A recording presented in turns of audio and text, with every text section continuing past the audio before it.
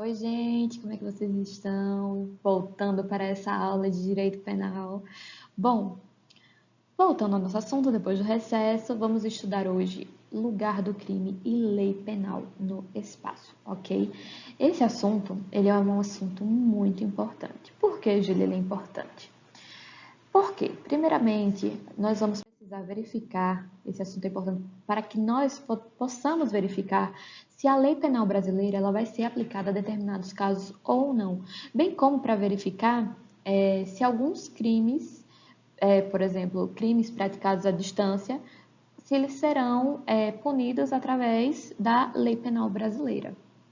Um fato importante é que imaginem a seguinte situação, ok? Uma conduta foi praticada na Argentina e o resultado ocorreu aqui no Brasil. Como vai ser a punição? A punição dessa conduta que ocorreu na Argentina e teve o resultado no Brasil, terá a punição em qual local? Na Argentina ou no Brasil? E é isso que nós vamos estudar. Vamos começar pelo lugar do crime. Primeira coisa que vocês têm que saber sobre o lugar do crime. Ele está previsto no artigo 6º do Código Penal. Considera-se praticado crime no lugar em que ocorreu a ação ou omissão, no todo ou em parte, bem como onde se produziu ou deveria ter se produzido o resultado. Então, a primeira coisa que a gente precisa saber é onde ocorreu a ação ou omissão, sendo ele no todo ou em parte. Por que no todo ou em parte, Júlia? Porque ele pode ocorrer, por exemplo, o crime todo poderia ter ocorrido na Argentina, ou como no exemplo anterior eu falei para vocês, a conduta foi realizada na Argentina e o resultado ocorreu no Brasil. Então, no todo ou em parte, certo? Bem como onde se produziu ou deveria ter se produzido o resultado, que é isso que vocês precisam saber. A conduta, ela pode ocorrer, a conduta e o resultado podem ocorrer em um só local, ou essa conduta pode ocorrer em um local e o resultado em outro.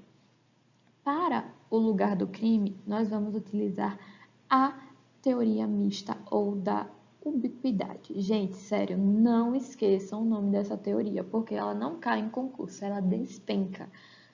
Juro para vocês, tem até esse códigozinho que eu coloquei aqui para vocês, que é o luta. Por que luta? Quando vocês pensarem em lugar do crime, vocês lembram da teoria da ubiquidade ou teoria mista, que é a mesma teoria, só muda o nome, certo? E quando vocês pensarem no nosso assunto anterior, que foi o tempo do crime, vocês vão pensar tempo do crime, teoria da atividade. Não esqueçam, certo? Vamos para o próximo slide. Quanto ao lugar do crime, é importante mencionar que o lugar do crime ele vai ser tanto onde ocorreu a conduta ou o resultado, se for em parte, ou o local onde ocorrer todo o fato, certo? Onde ocorrer todo o crime.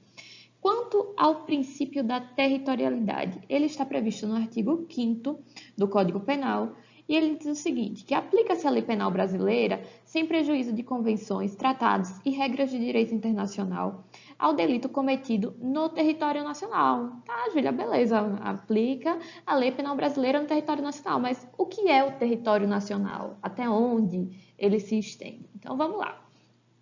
Território nacional é aquele espaço sujeito à soberania nacional. E ele abrange tanto a superfície terrestre, as águas territoriais e o espaço aéreo correspondente. Ah, Julia, então é só isso?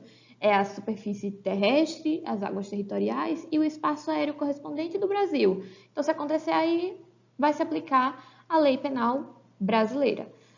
Sim, mas também nós temos o território nacional por extensão, que está previsto no artigo 5º, parágrafo 1º do Código Penal, que ele diz o seguinte, que as embarcações e as aeronaves brasileiras, ou seja, que essas embarcações e aeronaves brasileiras, se ocorrer um crime dentro delas, também será considerado território nacional. Ah, Júlia, então sempre que ocorrer nas embarcações e aeronaves brasileiras, vai ser território nacional.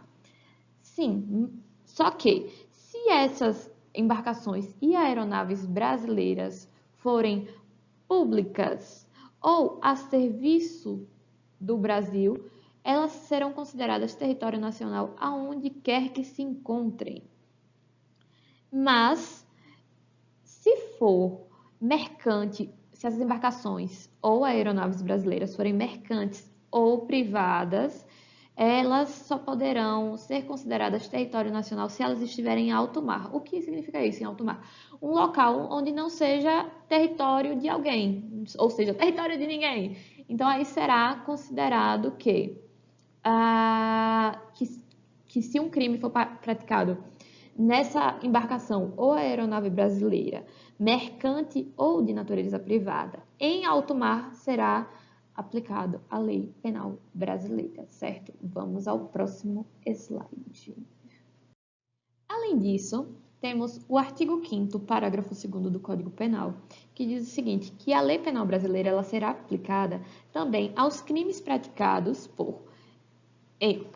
em embarcações estrangeiras de natureza privada, se essa embarcação estrangeira de natureza privada estiver em porto ou mar territorial brasileiro, ou seja, se o indivíduo pratica o crime nessa embarcação estrangeira de natureza privada e esse crime ocorreu em porto ou no mar territorial brasileiro, será aplicada a lei penal brasileira, certo? Além disso, será aplicada a lei penal brasileira nos crimes cometidos em aeronaves estrangeiras de natureza privada que estejam em pouso no território nacional ou em voo no espaço aéreo correspondente. Então, quando vocês pensarem nas embarcações ou aeronaves estrangeiras, lembrem dessa exceção. Se elas estiverem em território nacional, porto ou mar, ou pouso ou em voo no espaço aéreo, será aplicada a lei penal brasileira, certo? Chegamos ao princípio da extraterritorialidade.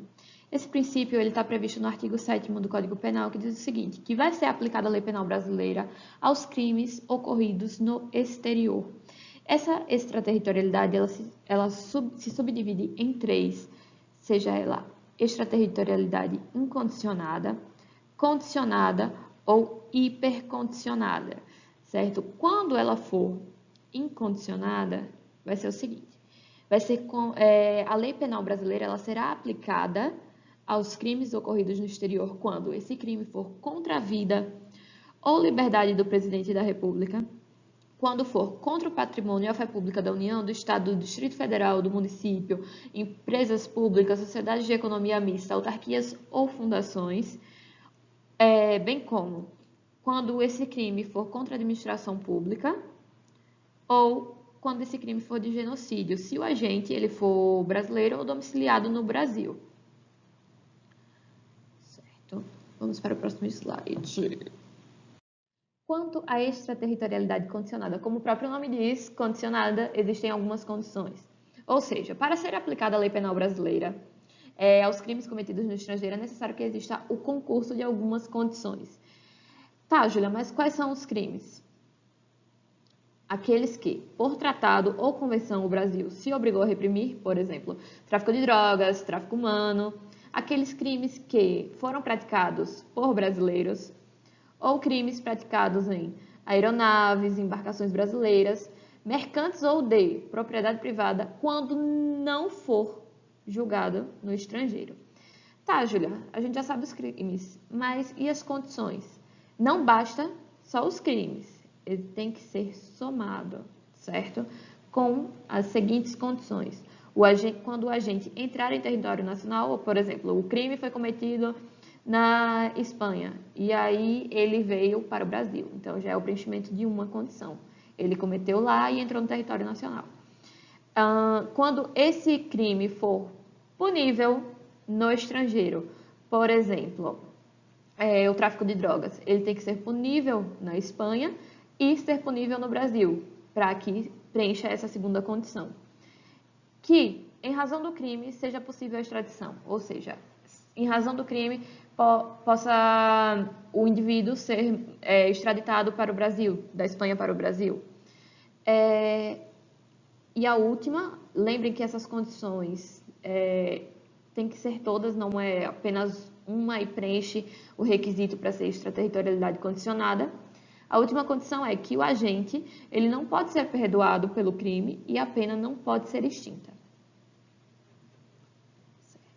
Lembrem que tem que ser somado o crime com essas condições e que essas condições devem ser todas, não apenas uma. Vamos para o próximo slide. Chegamos ao último tópico, ao finzinho dessa aula. Bom, agora nós vamos tratar da extraterritorialidade hipercondicionada. Será aplicada a lei penal brasileira para os crimes cometidos por estrangeiros contra brasileiros fora do Brasil.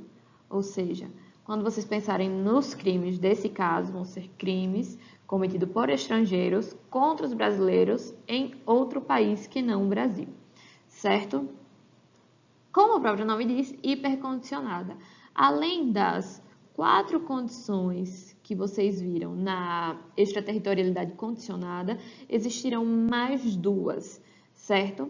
Então vamos lá. Quais são as condições? O agente entrar em território nacional, ser o fato punível no estrangeiro, que em razão do crime seja possível a extradição, o agente não pode ser perdoado e a pena não pode ser extinta, não tenha sido pedida ou negada a extradição e tem que ocorrer a requisição do ministro da Justiça para que esse fato seja punido aqui no Brasil.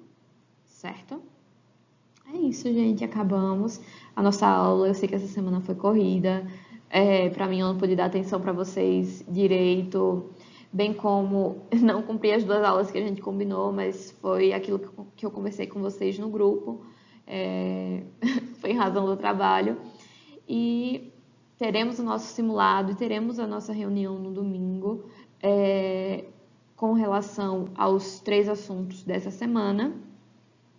E eu espero que vocês tenham gostado. E qualquer dúvida é só falar ou alguma reclamação. E até a próxima aula.